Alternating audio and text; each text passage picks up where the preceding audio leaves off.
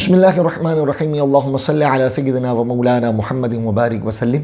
انشاءاللہ عز و جل آج میں آپ کے سامنے زلزلے سے حفاظت کی دعا و وظیفہ ذکر کروں گا، کیونکہ بسا اوقات زلزلہ تو بڑا معمولی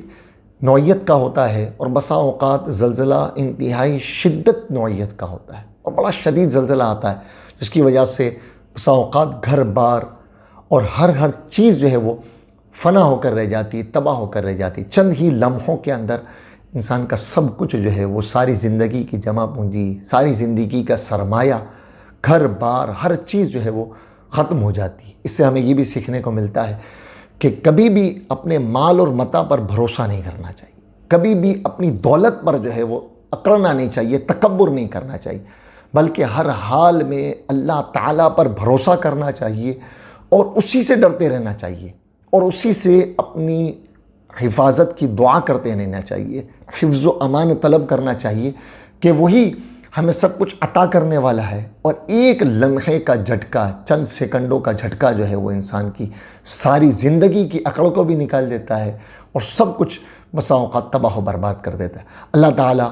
ہماری حفاظت فرمائے، ہمارے مال و متاع کی حفاظت فرمائے، ہماری جان اور مال کی حفاظت فرمائے اور زمینی اور آسمانی بلاؤں سے، زلزلوں سے ہمیں محفوظ فرمائے۔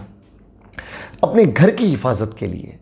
زلزلوں سے اپنے گھر کی حفاظت کے لیے اللہ تعالیٰ کا اسم مبارک ہے یا ظاہر، یا ظاہر۔ اس اسم مبارک کو اپنے گھروں کی دیواروں پر لکھ لیں، دیواروں پر، ہر دیوار پر جو ہے وہ یا ظاہر، یہ اللہ تعالیٰ کا اسم مبارک ہے، اسے لکھ لیں، پین سے لکھ لیں یا اگر چاہیں تو کاغذ پر لکھ کر دیوار پر چسپاں کر دیں، جس طرح آسانی ہو، لکھ کر لگا دیں یا لکھ دیں۔ انشاءاللہ عز و جل گھر کی حفاظت رہے گی اور یہ دیواریں اور ہمارا گھر جو ہے وہ منہدم انشاءاللہ اگر اللہ تعالیٰ نے چاہا تو نہیں ہوگا۔ دوسرا، اگر کوئی اچانک زلزلہ آ جائے تو اولاً تو اپنے ہوش و حواس برقرار رکھیں، جو ہی زلزلہ آئے اپنے ہوش و حواس برقرار رکھیں اور یا حیو یا قیوم برحمتک استغیث اس کے وظیفے کو پڑھنا شروع کر دیں، اس کی کثرت سے پڑھنا اس کو شروع کر دیں، یا حیو یا قیوم برحمتک استغیث، اس ورد کی جو ہے وہ کثرت شروع کر دیں۔ یہ دو وظائف۔ اور تیسرا، اگر ہمیں پہلے سے پتہ چل جائے یا کوئی پیشن گوئی ہو جائے کہ زلزلہ آنے والا ہے، تو اپنے مال و اسباب کی حفاظت کے لیے، اور ویسے بھی چوری وغیرہ سے حفاظت کے لیے بھی اپنے مال و اسباب کی حفاظت کے لیے یا اللہ